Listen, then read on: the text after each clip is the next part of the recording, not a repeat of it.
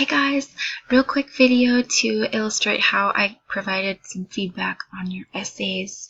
So those of you that submitted your rough draft to the Dropbox, I've provided you feedback in the normal feedback bubble, but let me also show you how to look at another set of comments that I gave you.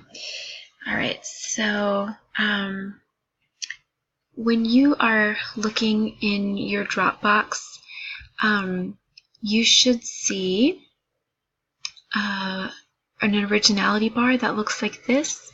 You'll want to click on that, and it's going to open up the Turnitin Feedback Studio. Inside there, I've added some comments. To see them, you guys are going to need to click on the layers until you can see the quick mark layer, I believe. And I say I believe because it looks a little different to me than it does to you, and it's kind of hard for me to model. But when you are looking at your paper, you should be able to see little bubbles like this. Alright, and then when you click on them, you'll be able to see my comment. And sometimes they're like a canned comment, because I can just like click a button and it'll give you commentary saying that this is a comma splice. And sometimes it's an actual note that I wrote to you. Alright, so try to find that feedback, because I gave you that in addition to the sort of summary note. And let me show you that. I'm just going to click on this Tauseef. I hope you don't mind. But it will, you'll see some notes in here. Alright, in addition. So, two kinds of feedback. Alright, I'm going to click out of here and look at the course schedule briefly. While I'm pulling this up, I wanted to point out just a couple of general things about the essays that I've seen. So, so of course they're all rough drafts, and a lot happens when you write a rough draft that doesn't necessarily predict what a final draft will look like. Sometimes it is exploratory, and sometimes it is sort of like clearing your throat before you get to the good stuff. So I did see people write essays that were about a given topic.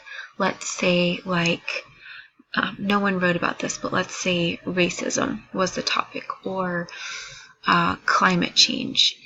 And rather than defining the term or explaining why one definition matters, they primarily talked about why the concept itself was important, or what not even the concept, but the actual concrete thing.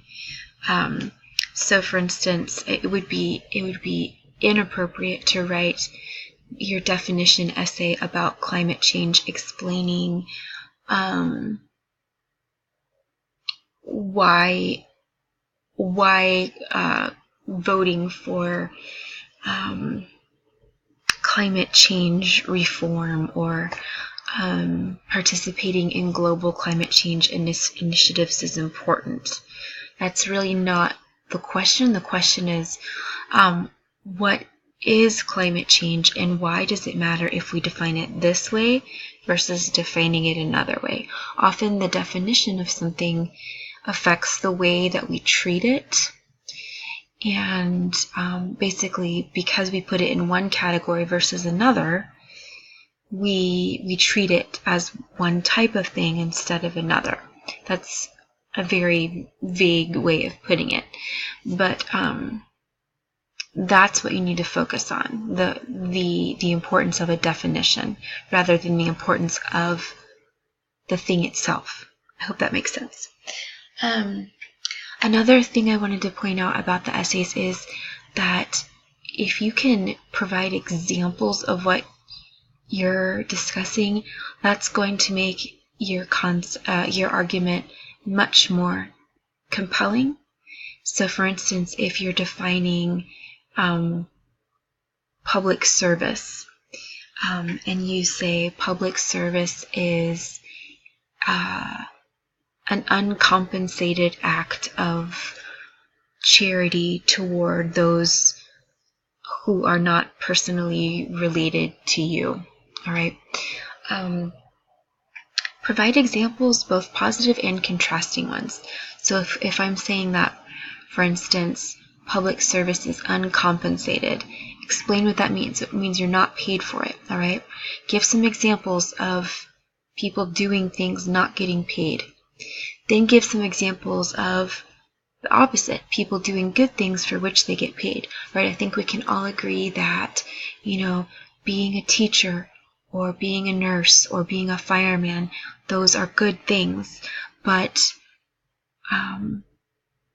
those people receive compensation, and therefore that's not considered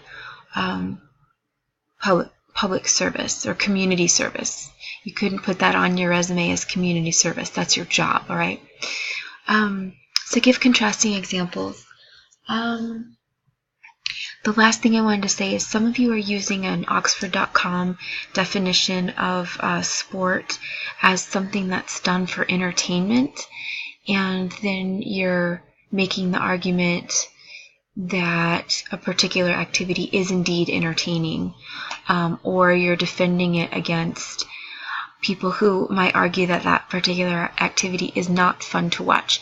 I just want to point out that the reason that the entertainment part of that definition is included is to distinguish activities that are done purposefully versus those that are done merely for fun. So, for instance, there is a such thing as archery for its own sake, right? Where people use the bow and arrow to hunt for food. And then there's archery for the sake of the fun, the thrill of seeing how close you can get it to the bullseye. So one's for entertainment and one is not. And also we have a lot of sports that evolved from war. Like pretty much all the Olympic Games, the original ones evolved from funeral games of soldiers, in which the soldiers demonstrated their skill at particular acts of war, like throwing a javelin or a shot put or a foot race. So there's a distinction between, running really fast for 100 meters because you were being chased by a Spartan soldier and doing so to see if you could win that laurel wreath. So that's the point about entertainment. Okay, let's look at the schedule for this week. And it's very, very light. You just need to respond to the peer review. All right. So that's it. That's your only thing for this week. Do the peer review. So go to discussion 5A, do your thing, and I'll be checking on that later this week. If you guys have any questions, let me know, okay? Have a great week. I hope you had a great spring break, by the way.